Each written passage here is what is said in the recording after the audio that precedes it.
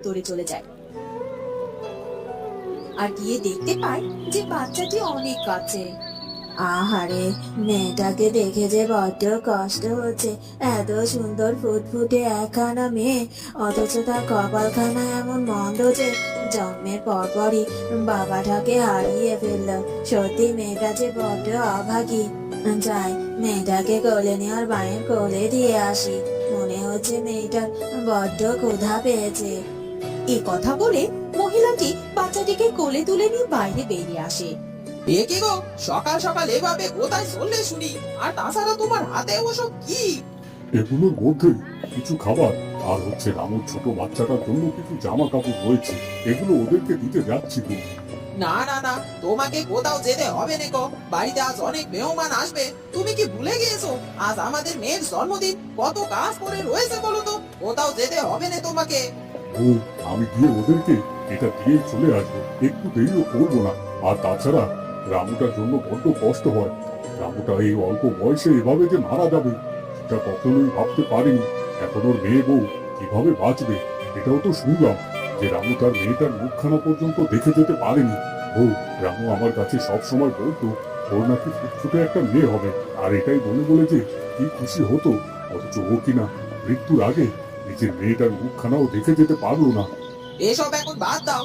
রামুর আয়ু শেষ হয়ে গেছে, তাই বেচারাটা মরে গিয়েছে। আর তাছাড়া তুমি যদি এখন বাড়ির বাইরে যাও, তাই বন্ধা করছি। তাহলে আমি এটা রাখলাম। তুমি এগুলো কিন্তু মনে করে রামুর স্ত্রীর কাছে পৌঁছে দিও। এ কথা বলে মোড়ল ঘরের ভেতরে চলে যায়। ইস, খেতে কাজ নেই, যত সব আদি ক্রেতা।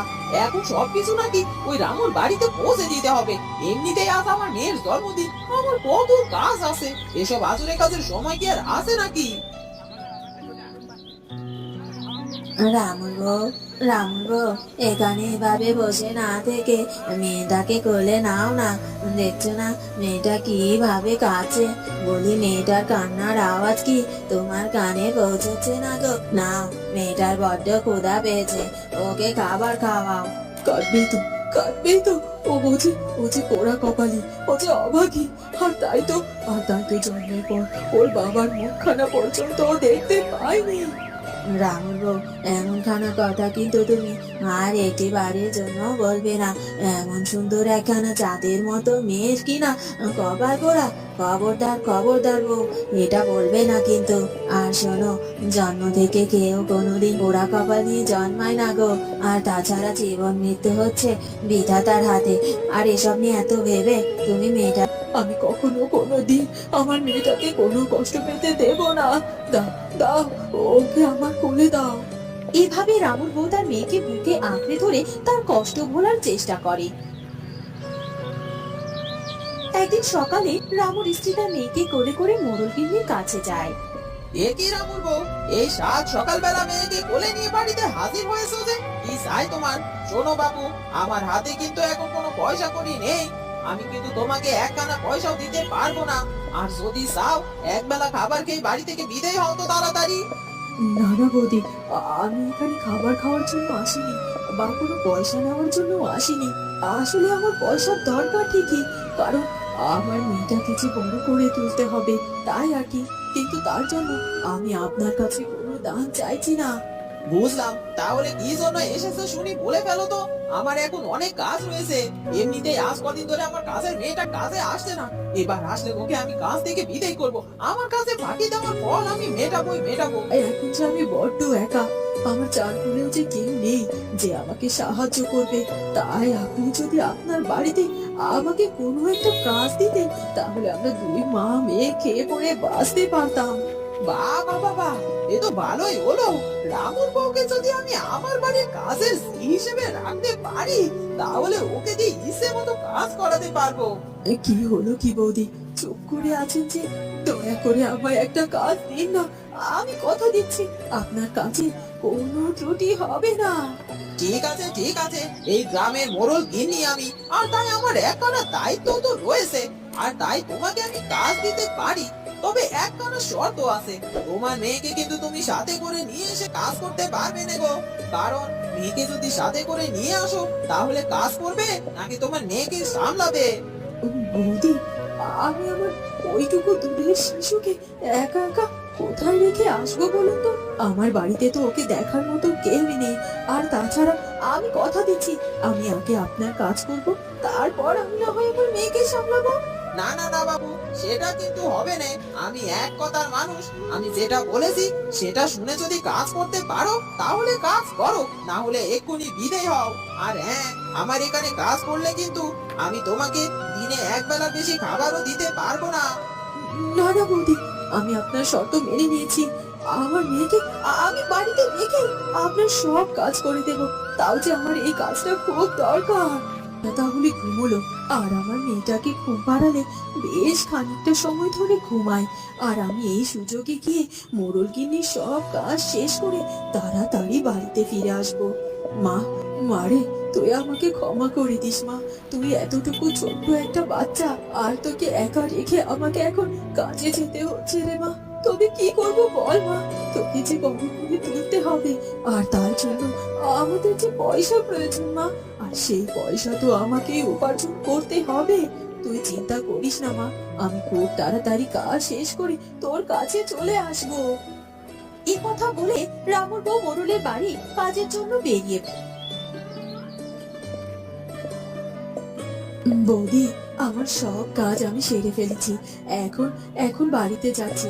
আপনি না আমাকে বলেছিলেন আমাকে একবেলা খাবার দিবে। দিন না, আমাকে খাবারটুকু দিয়ে দিন না, তাহলে আমি বাড়িতে গিয়ে সেই খাবারটি খেতাম। বাবা, এই রামুর বউ তো কাজে বেশ পটু। এতটুকু সময়ের মধ্যে সব কাজ করে ফেলেছে, কিন্তু এত তাড়াতাড়ি তো আমি ওকে কিছুতেই বাড়িতে যেতে দেবো না। এক কাজ করি, ওকে বরং আমি আর একটু খাটিয়ে নেই। বলছে যে রামুর বউ, কে বলেছে তুমি সব কাজ শেষ করেছো? এখনো যে কাজ বাকি আছে সেটা কি তুমি বুঝতে পেরেছো? কি কাজ বৌদি, আমাকে বলো না, আমি তাড়াতাড়ি সেই কাজটুকু সেরে বাড়িতে যেতে চাই। সেরকম কোনো কাজ না, আসলে আমি একটু ঘুমাবো। আর বাড়িতে তো এখন তোমার মরণ মশানো নেই, মেয়েটা একটু খেলা করে বেড়াবে। তুমি বড় ওকে একটু দেখাশোনা করো তো দেখিনি।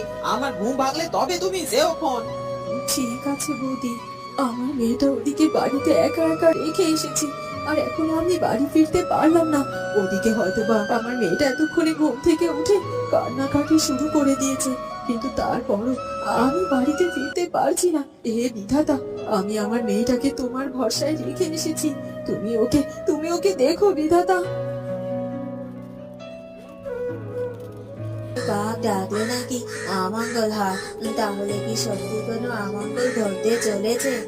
না না, মোটেও ভালো লাগছে না আমার। এই কাকটাকে এখান থেকে আমাকে তাড়াতেই হবে এক্ষুনি। এই কাক, যা যা যা দুষ্টু কাক, যা বলছি। এ এ যা যা, দৌড়া দৌড়া বলছি দুষ্টু কাক, যা যা। না না, এই পাজি কাকটি তো কিছুতেই এখান থেকে সরছে না। বস বস, যা যা, দৌড়ে যা বলছি। বেশ সন্ধে হয়ে যায়, তখনও রামুর স্ত্রী বাড়িতে ফিরে আসে না। আর রামুর মেয়েটির ঘুম ভেঙে যায়, আর সে অনেক কাঁদতে থাকে। ওদিকে মোড়ল গিন্নির ঘুম ভাঙার সময় হয়। বৌদি, আপনার তো এবার ঘুম ভেঙে গেছে, আর সন্ধেও হয়ে গেছে। আমার মেয়েটাকে আমি বাড়িতে একা রেখে এসেছি, এবার আমি বাড়িতে যেতে চাই। আমাকে খাবারটা দিন, আমি চলে যাব। দাঁড়াও দাঁড়াও, আমি এক্ষুনি তোমার খাবার এনে দিচ্ছি। তুমি তো সারা জীবন আমার বাড়িতে কাজ করবে, তাই না? এই নাও, এই নাও রামুর বউ, তোমার খাবার। এই কথা বলে মোড়ল গিন্নি রামুর বউকে খাবারটা দিতে গিয়ে ইচ্ছে করে খাবারের থালাটা মাটিতে ফেলে দেয়, আর সব খাবার মাটিতে পড়ে নষ্ট হয়ে যায়। আহা, খাবারটা তো সব মাটিতে পড়ে গেল রামুর বউ। এখন তো তুমি এই খাবারটাও খেতে পারবে না, আর ঘরে তো খাবারও নেই যে তোমাকে দেব। না না বৌদি, আমার আমার এই খাবারটা আসলে আমার ভাগ্যে নেই, আর তাই তো এভাবে মাটিতে পড়ে খাবারটি নষ্ট হয়ে গেল। তবে আপনি ভাববেন না, আজ আজ না হয় আমি না খেয়ে থাকবো। আর তাছাড়া আমি আর একটু দেরি করতে চাই না। আমার মেয়েটা বাড়িতে একা রয়েছে, আমাকে এক্ষুনি বাড়ির দিকে রওনা দেয়। হঠাৎ করে একটি সাপ রামুর ঘরের ভেতরে প্রবেশ করে, আর সেই সাপটি বিছানার উপরে উঠে পড়ে। রামুর ছোট্ট মেয়েটি সেই সাপটিকে দেখে ভয়ে আরো কাঁদতে থাকে, আর সাপটি বাচ্চাটিকে দংশন করার জন্য তার কাছে এগিয়ে যেতে থাকে।